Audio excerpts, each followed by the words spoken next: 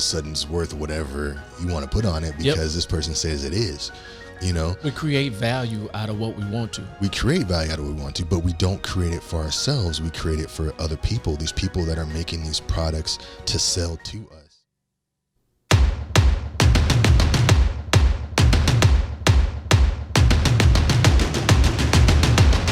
What's going on, everyone? Welcome to Deep MCs, the podcast that seeks to push meaningful conversation to a whole new level. Whether it's for your entertainment or your personal growth, we appreciate you being here today. And now, on to the show. We are back. Back again. Yeah, man. One more time. How's it been going, man?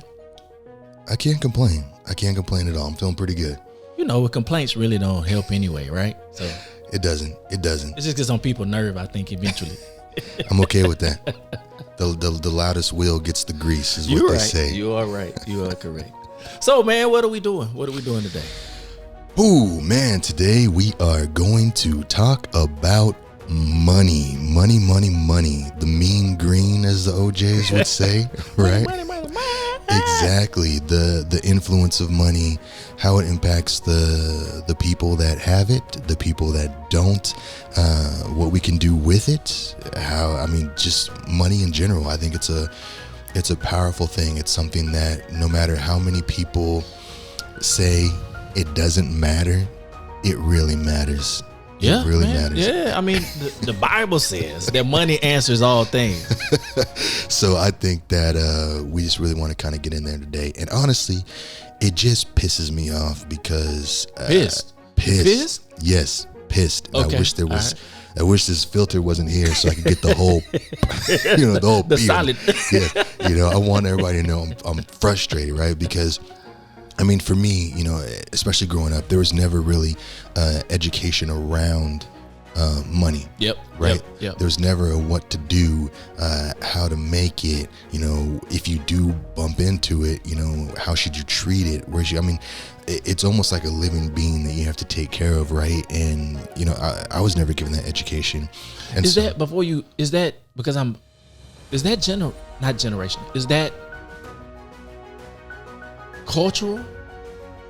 I think that it is. I think that it is cultural in a lot of ways, man. I think that, ultimately, we came on boats, we came working for people, and we never really had the business acumen because we were always the worker. Yeah, right. And then once we were, again, air quotes, set free, we were not given the proper education on how to do anything. We knew how to do work. We created it. We knew how to create and do whatever, but we never knew what happened, or how to or whatever. I mean, maybe one or two people did, but at the end of the day, I think that people don't realize the power money has, and we've said in the previous podcast, voting with the dollar, how we can change cultures, how we can change lives, how we can do whatever, and just how do we treat our day-to-day dollar? Because at the end of the day, it's very hard to get rich. It's even harder to be wealthy. It's next to impossible to be that super level stratosphere, more money than God, is like some people like to say, right? I can do whatever I want. I have so much money. But to be comfortable and to grow wealth, whether it's generational or whatever, I think that we miss a lot of opportunities, especially with our culture, and how we vote with our dollars and where we put our money and how we treat each other as a whole. Yeah, I got you. Man, I'm thinking, as you're talking, right? And I'm kind of going through my own kind of childhood and upbringing, and I was given a lot of tools. I was given a ton of tools. My dad, awesome, shout out to Pops, right? Awesome guy, gave me everything he had. But investing, business acumen weren't some of the things he had. Right. You know what I'm saying? So yes, he gave me hard work, right? One of the things I hated is in the summer, we would cut wood. It's too damn hot to be cutting wood. Cut wood. in August. We're cutting wood. And and I remember this today. He said, son, it's going to warm you twice. The wood's going to warm you when we cut it and when we burn it. I was like, you get on my nerves. Because we out here covered in sawdust, bugs and everything else. And we out here, burning up. So he gave me hard work, right? But when it came down to business acumen, and business ownership and entrepreneurship, that really wasn't the foundation of what we had.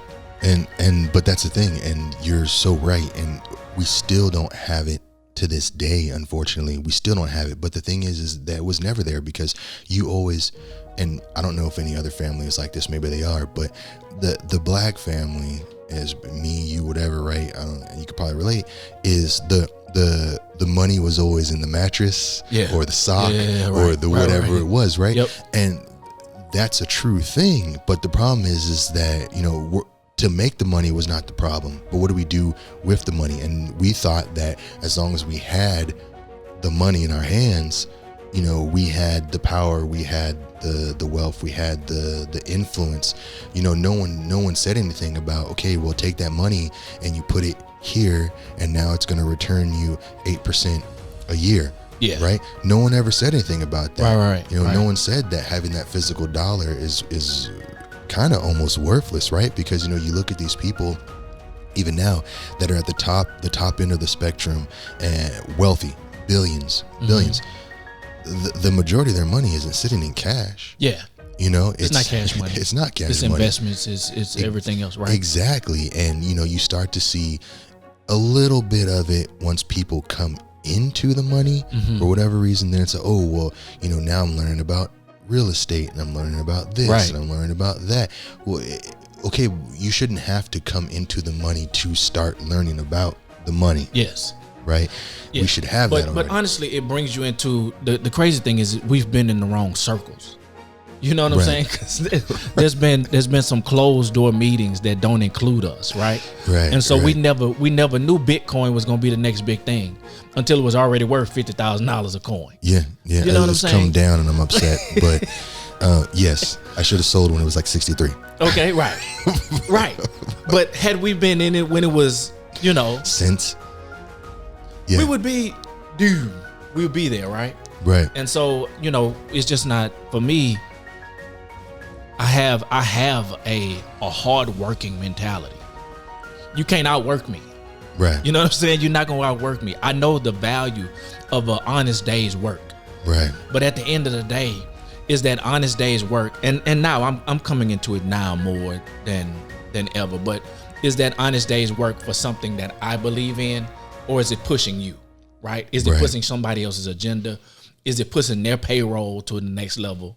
And that's, I think, where, even because we talked about in another segment, we talked about, supporting our community. We don't have that entrepreneurship that supports us from the inside out.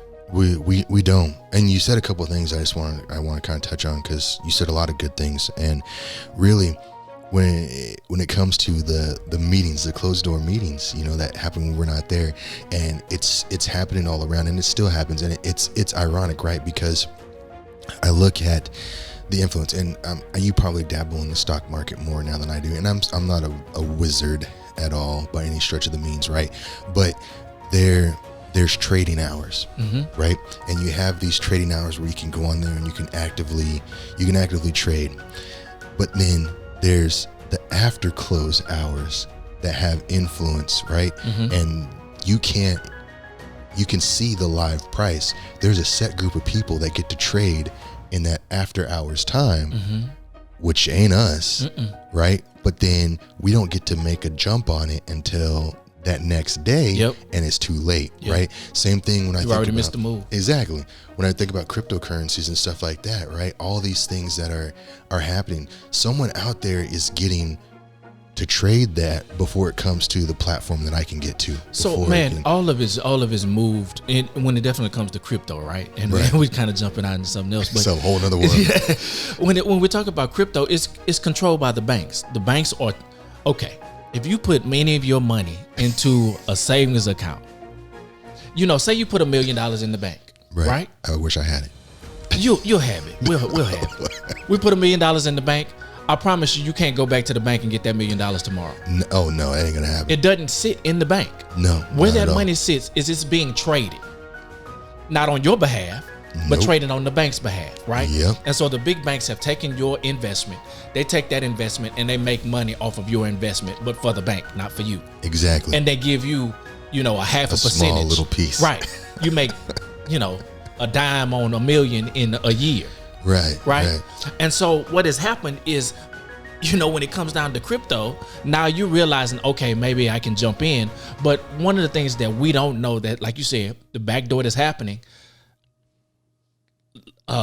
news and breaking news and all of those kind of things moves in whatever can change the whole dynamic of it. One tweak and it changes. This jumps. People already know what's going to happen. Yeah. They already know how those moves are going to be made. Yeah. And when those moves are made, they're already on the front end of them, and now we're playing catch up. No, 100%, and we're always chasing. And it is frustrating because, when you think about money controls everything, right? Because you can't feed your kids with love. You can't have a roof over your head with hopes and dreams. It's gonna be terrible. You have to have money. The people say, "Oh, I'm gonna go off the grid. I'm gonna disappear. I'm gonna get away from all that." Okay. With what money? Because you got to buy the land. You still have to do that. You got to build, whatever. I thought I felt a little attack because I want to go off the grid. Hey, I think I felt a little attack. I want to go off the grid. I'm telling you right now. If you guys don't see me anymore, it's because I made enough money to have my bunker. I ain't gonna tell you where. I disappeared. I'm gonna have my jitterbug phone with pre-programmed 2 numbers. Don't ever call me. Don't ever. See, he's really thought about it. Yeah. I have. It's gonna be. That's what's gonna happen. I want money so I can disappear. That's what I want. But at the end of the day, though, like you have to have it, but at the same time, there is so. It's weird because if you think about money is so important, but it's also completely worthless because there is no value anymore. Back in the day, right? We traded commodities. Yep. Right. We traded. All right. You're a farmer and you're a whatever blacksmith and you're a this and you're a that. Yep. And you traded commodities and you traded something that had a value. It wasn't necessarily a monetary value, but you needed to continue life, right? And then at some point we decided, okay, we're gonna have this monetary policy that's backed by gold, because gold became popular, big boom, whatever. And now you look at, I'm not here to give people the history of money, but you had, your gold notes and your silver notes and you had all those other things, right? And it was attached, like, because you couldn't carry, a brick of gold in your pocket, right? So you had this piece of paper that was worth, at $5 of gold, $20 of gold, right? And then we got away from the gold as a backer. And then we started going to the economy, to this, to that. And now we just print paper, print money. We need more money. All right. And so really, it's almost like diamonds. There's so much of it. Here we go with the diamonds. Exactly. It's worthless. If you really think about it, it has no real value.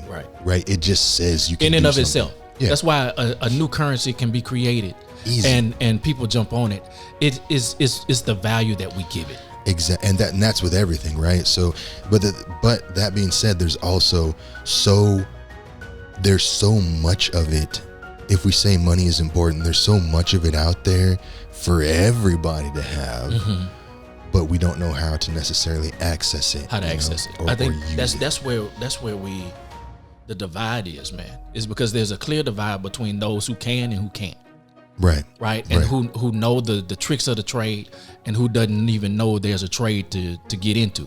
Exactly. But that's also too where it comes down to culture and how we go. And we've had conversations, off camera and stuff about that, about how cultures treat money and how they work together, right? And I'm pretty sure anybody can go, like I said before, anybody can go and you can see the Asian family that works together, make sure all their kids gets through school, gets their schooling, make sure they save up enough money for their car, make sure they save up enough money for their house, and they work together. Same thing, Hispanics, a lot of Hispanic families do the same thing. You live a bunch of people to a house, not because, and it's growing up, and it pissed me off, and I would get on people about this. I like to see a lot of black people, whatever. They make fun of that. They'd be like, man, that house got about 20 Mexican families in it, right? Right. And I said, you know what? And they're all gonna be doing better than you. Yeah. Right. Nobody's going hungry. Nobody's, if somebody's eating everybody's eating. Everybody's eating. And the crazy thing, man, even today, I had two families that were next to me, and they both were Asian families, right? From different backgrounds. So one I think was from the Philippines, and the other I believe were maybe Japanese. Okay, and both of them had a very similar way of or approach, right? And each one of them there were always 5 or 6 cars in the driveway, and it weren't one person's car, right? It wasn't a driveway full of 6 toys, right? It was there were families that were living in those homes. Yeah. Okay. And each one of them, I know their house is smaller than mine, which means they have 3, maybe 4 bedrooms, 1 story. Yeah. Right. Yeah. But they all found a way to navigate together, to pool their money together, their resources together. And now, because I talked to my next door neighbor, they helped buy 2 houses out of that house. So they had their house. That group helped them pay that house off. They ended up buying a washateria.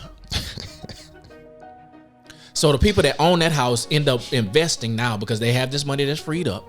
They end up investing in a washateria, and then also help support these other 2 people in buying their 2 houses. And it's just smart. It's smart business, man. God, you said some. Woo, you gonna set me off on this because I love money, I do, but this is also what's so damn aggravating, because I've seen it too. Like even growing up in California, it's the same way. I had Asian families that lived on. At one point, it was just across the street to the right. Then it became right, left, and across the street, whatever. And they all did. Matter of fact, when we sold my mom's house after she passed, we sold it to one of the neighbors, and they used it for their son. Yeah. And they cut the check, no problem. Yeah. They wasn't worried about it. You Right. ain't got to go to the bank, nothing. And the thing about it is that, they were smart, and they invested in themselves. They built themselves up. They built businesses. They did all this stuff, and they're really getting to that line. I mean, they live modestly, but they're comfortable. Yeah. And there's no problem. They don't have to worry about, can I cover this bill? They can cover it. They don't got to worry about, this family member needs this. They got that. Yeah. And I would question for a long time. I would always think that when I would see these things, like I feel bad, but when I was younger, like I kind of just wrote it off as like a stereotype, not necessarily a bad thing in a bad way. Like I just knew if it was a Hispanic family, there's gonna be a whole bunch of them in there. If it's an Asian family, there's gonna be a whole bunch of them in there. And not really bad about it. You just kind of knew that's how it was gonna be. That's just how it was gonna be. But I never really thought about myself and how does that affect, right? And I think, because they're doing, even if you go back to their country, and I've been fortunate enough to be able to travel to other countries and see some things. Mm-hmm. They're not doing any different there than they're doing here, right? And basically, like the saying, it takes a village to raise a family, mm-hmm. or whatever, a kid or whatever. I don't know the saying. I'm terrible at sayings. I'm sorry, but it takes a village to raise a kid. That mentality stuck with them wherever they go, and they are a family, and they work together as a family to make sure everybody's okay.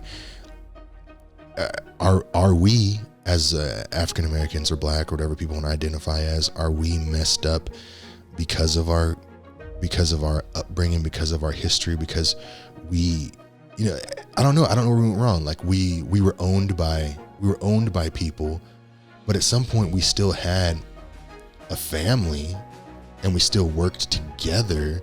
Like at what point did we separate and become so damn individual? I think the part of that, because here it is, it's unfolding while you're talking, right? And I have a visualization of of a people that came across with a village mentality, Right. when they initially got here. But stepping foot into a new land that you had no idea about, you had no understanding of, you're not even connected to the people that you had the previous village with, right? Right. So now your full understanding of who you are and what you are has to be relearned. And instead of being relearned, it's being given to you. So you were renamed, you were given a language that you don't understand, you were forced to do things that you weren't good at, right? Right. Because we were hunters and foragers and definitely weren't slaves and farm hands. Right. And so now we're at a place now where there's an identity crisis. And you're trying to recreate something, and the foundation of who you were is no longer there. And I think that's where we still sit as part of that, is when it comes down to, I didn't know that the village worked, is because that was stripped away from me. Right.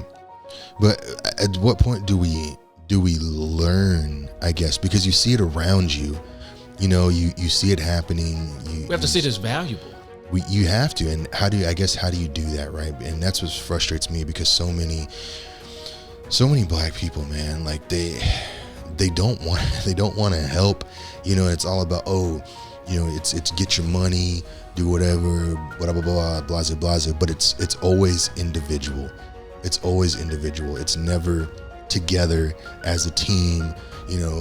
They don't want to see you succeed. They don't want to see you have more than they do. They don't want to see you do any of those things. And I mean, I'm throwing it out there as a blanket statement. I know it's not everybody, but like, it just seems everybody is just so interested in themselves, man. I got to get that new whatever, the new car, the new bag, the new shoe. These shoes drop, I got to go get these. Yeah. And that's fine and that's great, but you're existing in someone else's world rather than creating your own. I think that's you hit it on the head right there, right? We've assimilated into everybody else's culture, and as opposed to building up ours from the inside out, right? Creating the infrastructure necessary, and that infrastructure is in creating that community. And so, no, we might not be the people now that are going to have everybody living in one home. But can we be the people now that begin to work towards pulling somebody else up? You know what I'm saying? Because if that's not our culture, if that's not our dynamic today, then how do we begin to change that? Because like you said, money is going to be the root of that. That's going to help us grow, help us develop, help us even change the narrative. And we have it. We have a ton of money. A lot of money. We have a lot of money. We spend so much money. Right. Yeah. And we're willing to spend it. But let's spend it, let's save it, let's put it in something that's going to generationally change this cycle we're in. Yeah, and that's the thing, and it's funny. So I actually, I don't know what year this was. This is probably early 2000s. I mean, the internet wasn't even fully bumping yet, and I had this idea, and it sounds stupid, and this was pre Kickstarter, pre everything, right? And I wanted to create a business, and it was called a website. It was called Money to Burn, Money to Earn, right? And so the whole concept of what I did, and I don't know what the web formula was, docs, whatever. You had to create the website with all codes, and it was because the internet wasn't there, right? Yeah. Right. But the whole concept of the thing was, for us as a culture, as Black people or whatever, that are trying to get ahead. If you have extra money, let's pull it in this thing, and then we can have a voting area where we can decide what we want to do with the money, right? And I think about it, I was like, holy crap, I mean, I'm pretty sure other people had that idea at the same time, but like, this was young me, and I was like, I want to make something where we can try to create whatever. And when I would tell people about it, I paid my own money, I got my GoDaddy and all this other stuff, and I put it up, whatever, and it was costing me money, and I didn't have to put it up. People laughed at me. Like, why would you do that? That's stupid. Like, you're going to trust, you know, I'm going to trust you with my, you know, whatever it is. Right. And it was frustrating because it was like, I didn't quite know what I was doing, but I knew that there was something out there and other people are doing it. I see, you know, the white people are doing it. You know, they're banding their money together and they're buying this. You know, I see the Asians working together and they're buying this. Like, why can't we? But and no one bought into it. No one bought into it. And you said one word that I think is part of that: trust. We don't trust each other.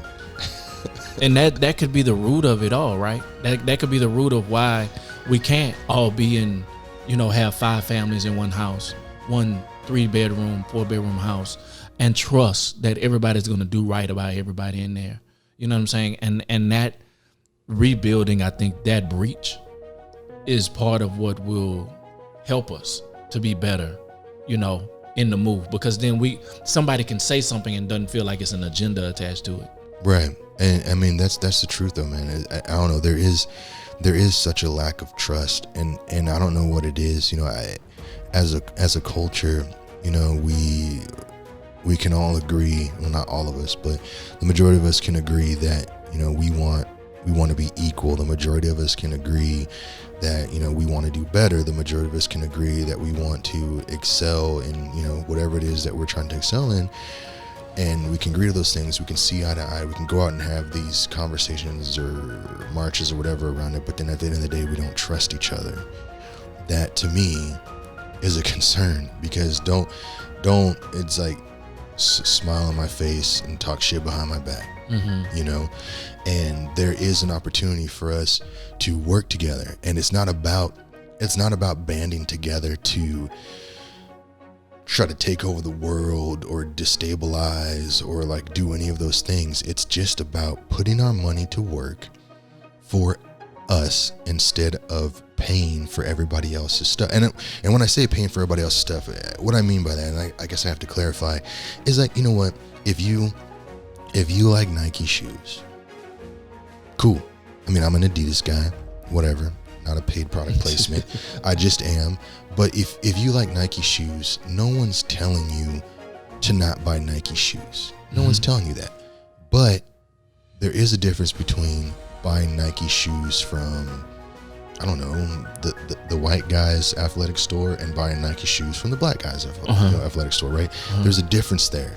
And recirculating that money and helping grow that business and that brand, whatever. You know, we had again, because people get behind taglines, there was, you know, support black business. How long did that last, right?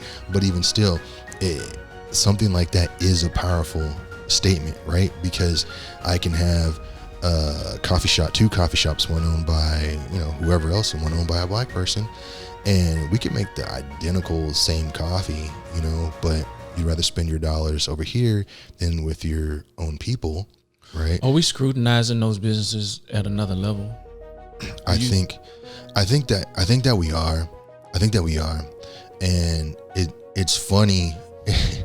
It's funny that you bring that up though too, because it kind of plays in. I had sent you an article about one restaurant, right, that came up. Yep. But the thing about that is, even then, that change that they had, it was money related. Oh, go ahead, man. Right, it was money related, you know. But the thing is it doesn't matter who it is, right? But at the end of the day, that decision was made because of money, right? And it's how can we make more money?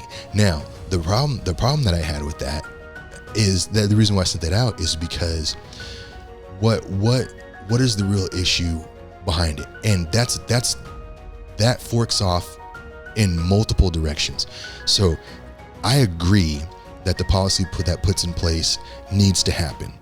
And the reasons why I say that is because, I mean, at the end of the day, I hate to say this, but a lot of black folks don't know how to act. They don't know how to act. What is that though? Because there's a way. We're so far from money, but what is knowing how to act? Because it involves money, right? And that's what this. So, at the end of the day, I think that because we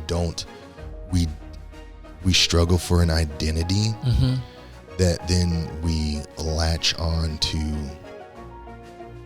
what we see or what people think is what they should be. Okay. And, you know, like I said, it's the same thing when it comes to when you talk about like what's seen on TV versus the reality of the situation, right? A lot of people, and I was one of them at one point in time too, not, you know, whatever, but you perpetuate what you see on TV. Okay. And if you see the person that's being, you know, even if you watch some black movies or stuff or whatever else, you know, like the characters that are portrayed are so over the top sometimes, or so loud, or so ignorant, or like whatever it is, and it's supposed to be like ha ha for funny laughs, whatever. But then if you look around, people are acting like that because this is what they see, right? Like you know your pants hanging down, and not, I mean, there's nothing wrong with that. That's how you like dress, but like you sag the pants and you're loud and I better get this, you don't know me, da da da, for whatever your reason is, right? That's a lot of our culture. Sometimes it's a defense mechanism, sometimes it's whatever, sometimes it's because we were wronged or whatever, and we don't know how to channel that properly, right? I was the same way, where, man, you wrong me, I'm knocking your teeth out, right? You don't got to knock someone's teeth out to resolve an issue, right? But when you put that into an environment, like you can't treat everything like, I don't know, like it just creates a bad environment, you know, because misery loves company, and you bring those people along with you for that ride. But there needs to be a level of, to grow or to make, you have to grow past this certain point in order to continue to succeed, right? They say to be better, surround yourself with people that are doing better than you. Yeah. You know? And I think that some people are just, they are afraid to let go. They're afraid to make a change.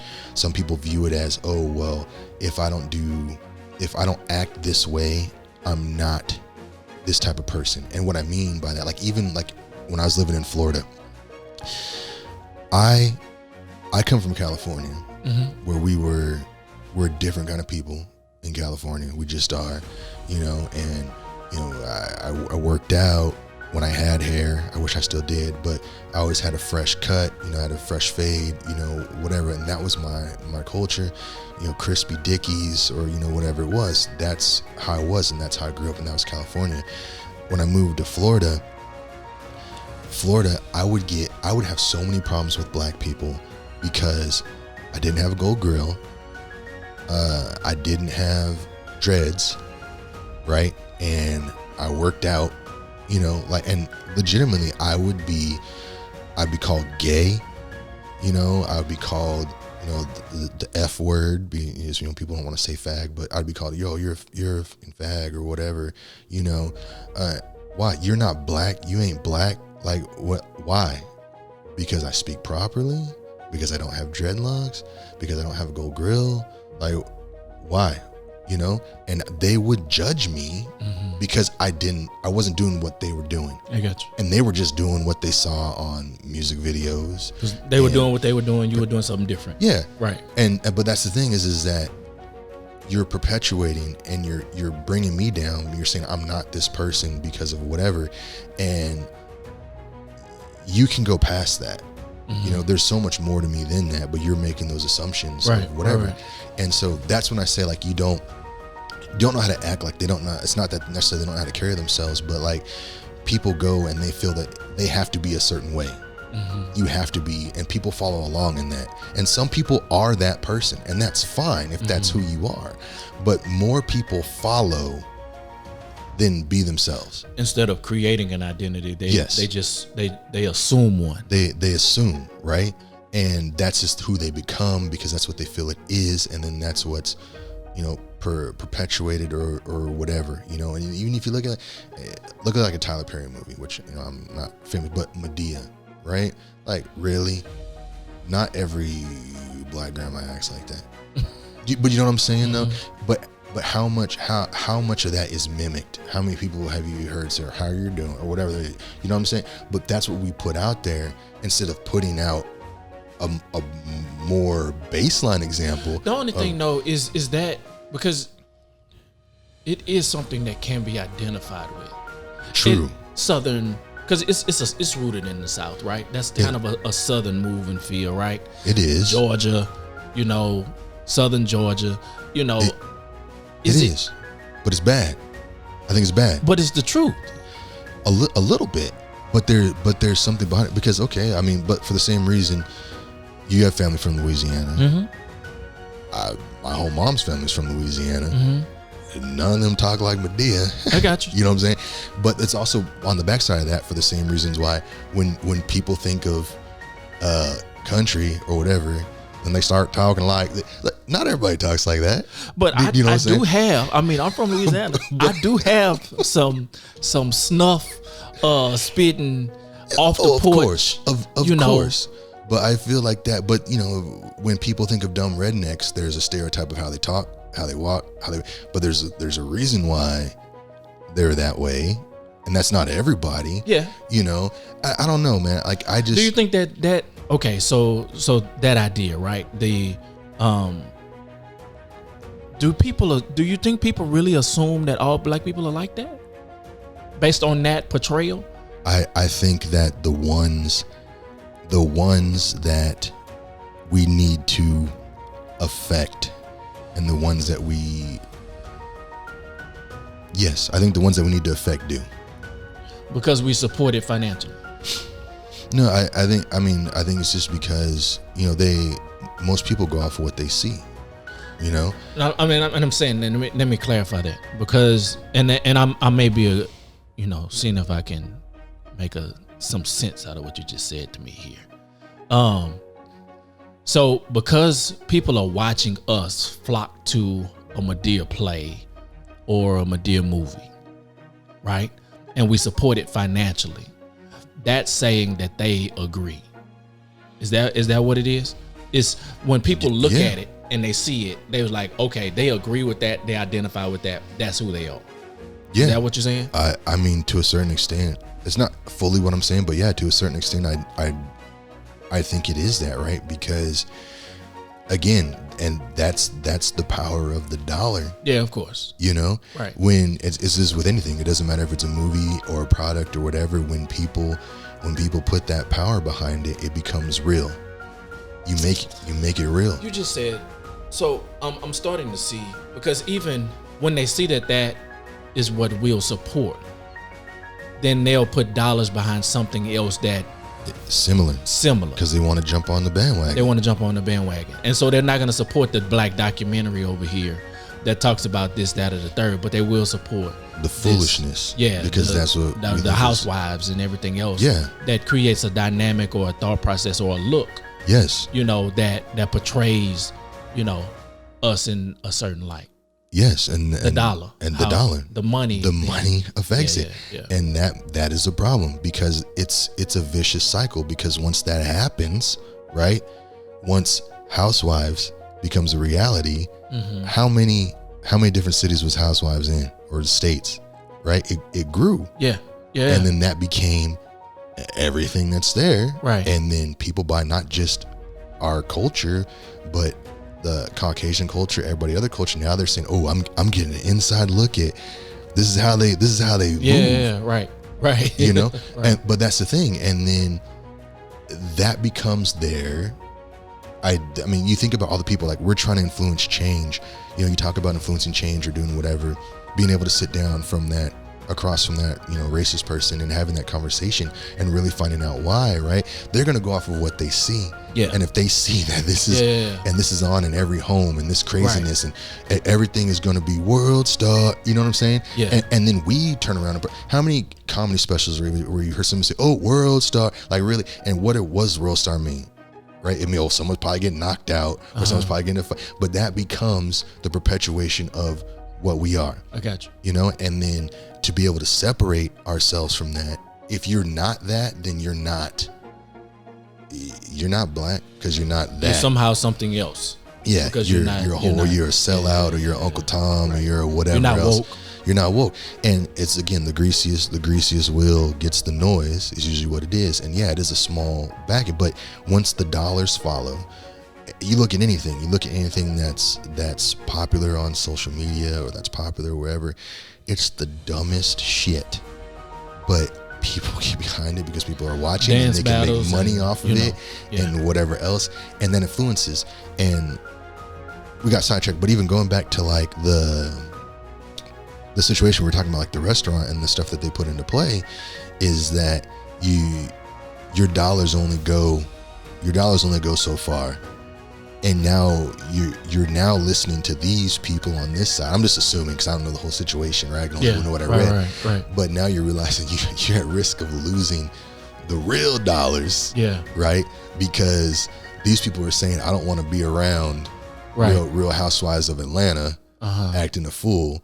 My average check is going to be $40. This average check is going to be $5. Okay. You know what I'm saying? Yeah. So which one do you want? Mm-hmm.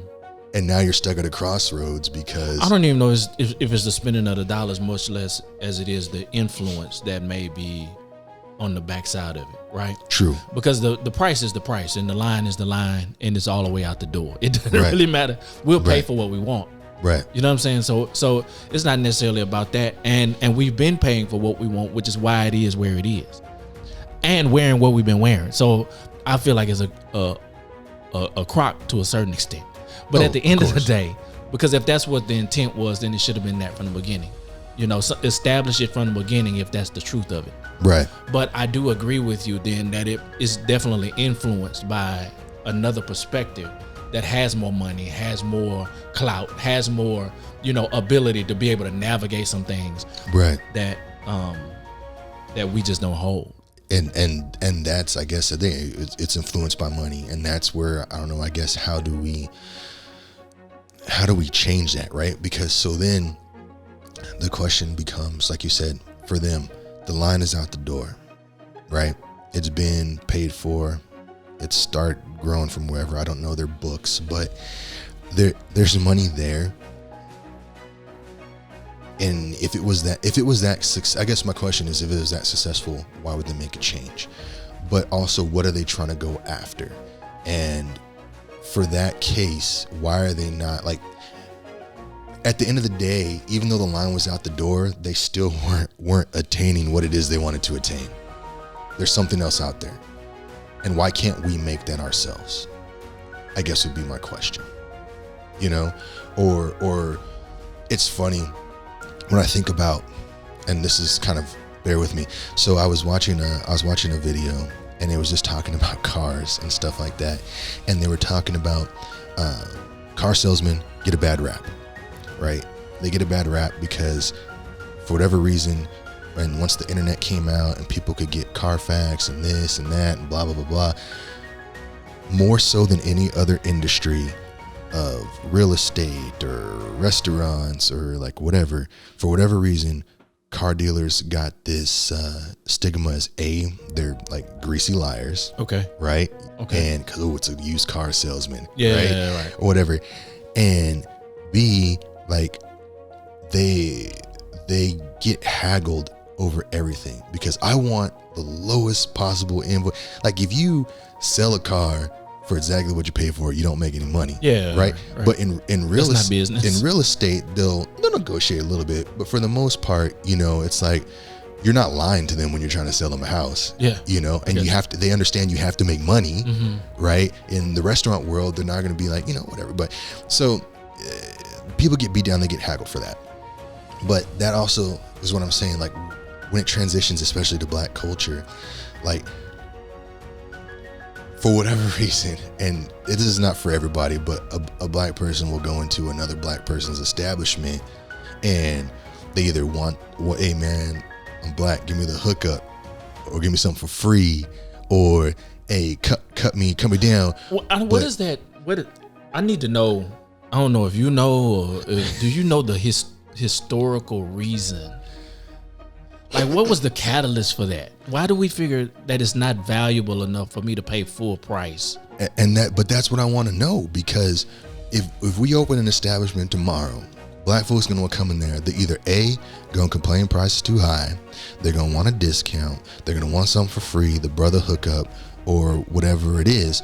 But if they want that Louis Vuitton bag, they're not gonna go in there and be like, this price too high. You already know what their price was and ready to pay it, right? Exactly. Yeah. So it's like why do we do that to each other? It's value. Clearly, it's value. Clearly, there's a different value placed on the bag than on, you know, the service that they're receiving. Because to be completely honest, man, I've seen some bags, I've seen some knockoffs, and I've seen some real ones, and I've seen them side by side. They look pretty similar. Pretty similar, if not exactly the same. Exactly the same, right?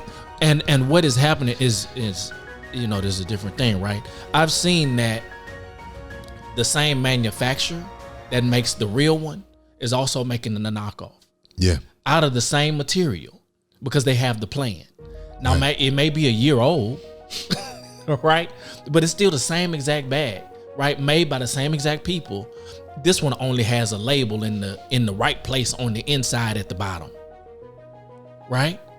But it's still the same exact product.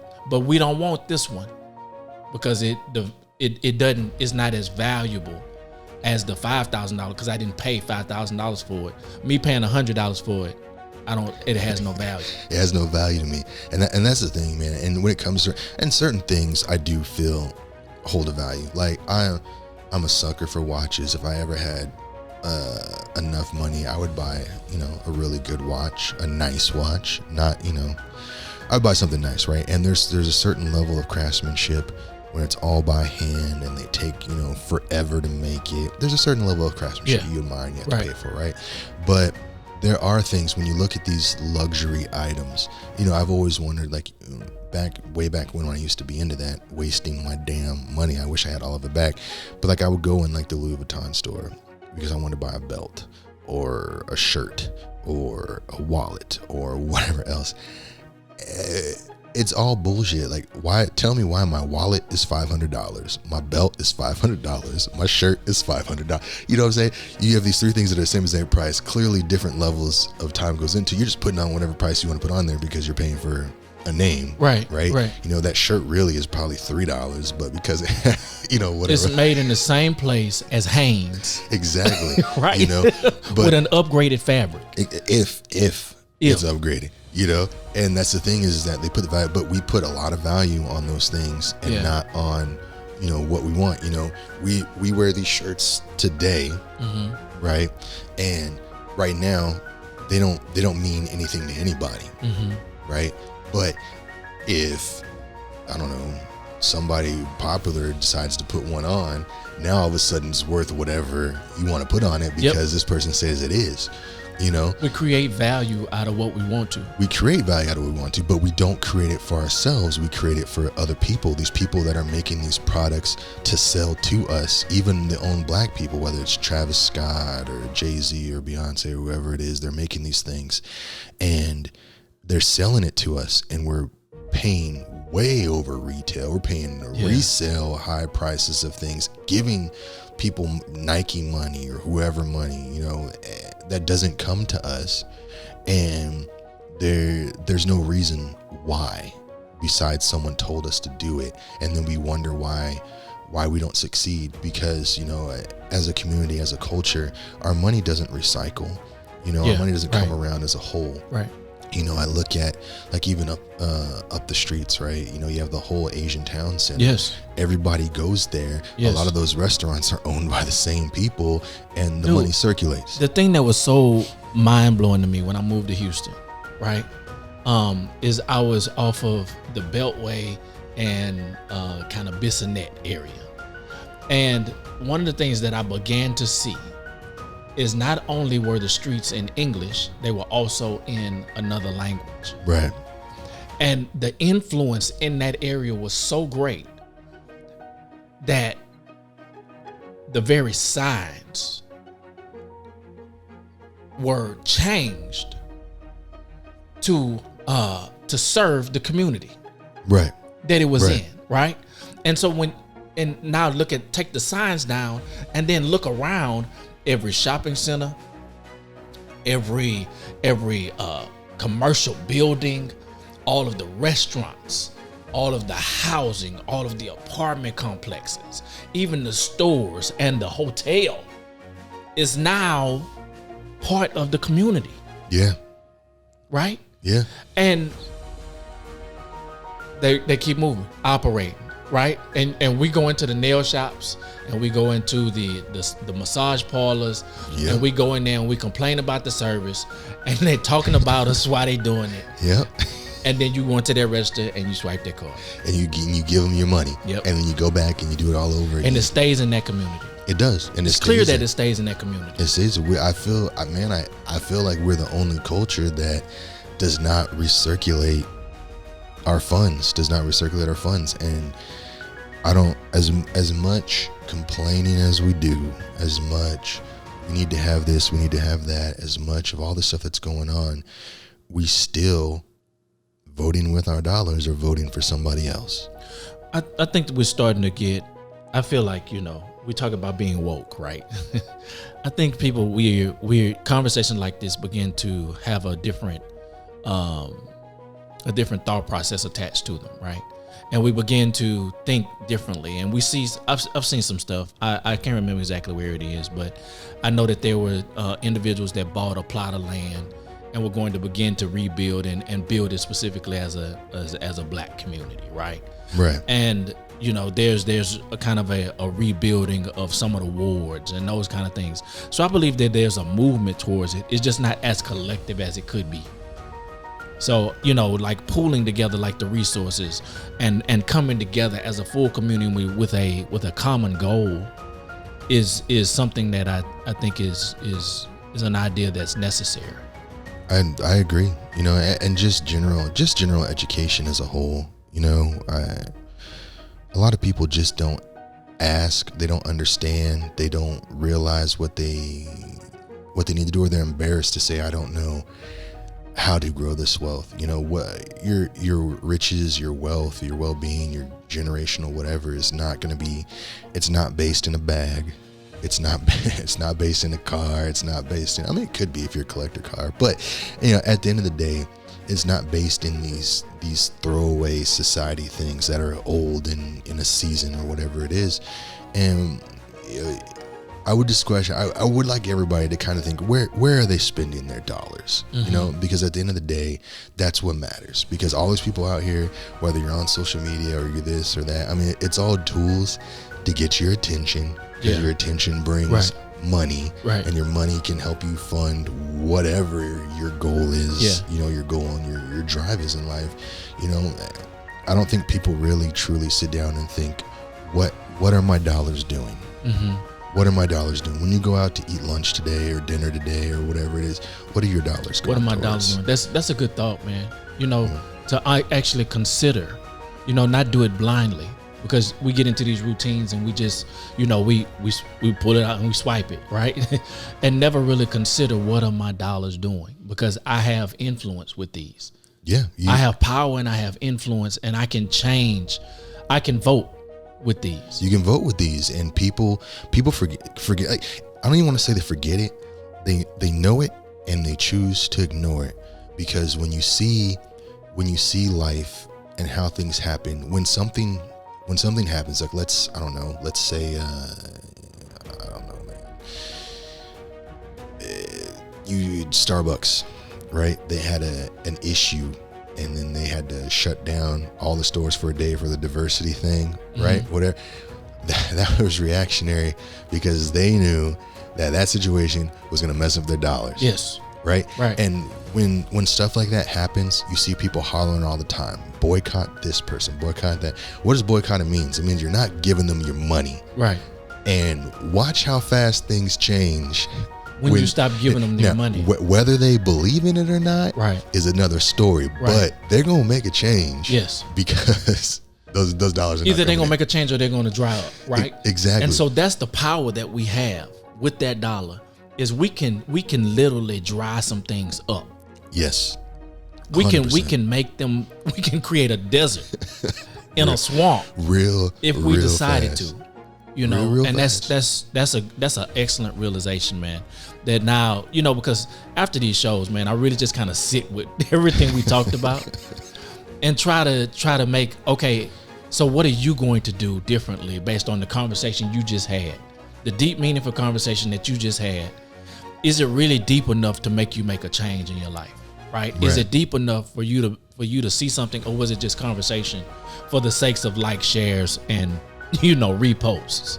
You know what I'm saying? And so really, honestly, what you just said, man, is yeah, we really have the, when you think about it, we really have the power to be able to do what we want to and shift the dynamic of so many things with our dollar. And that's all it takes, man. And you know, that's where I really want people to think about that. And maybe we just leave it there and say, hey, you know, when you go out today, when you pick out your card, when you pull out your wallet, ask yourself, what are you doing to make a difference? Yep. How are you pushing change? I like pushing change. Yes, sir. I love it. Let's get out of here on that one. Have a good one. Yeah. I'm ready to play now. Put me in the game now. I came here to prove it. I'm ready to do it. I can't be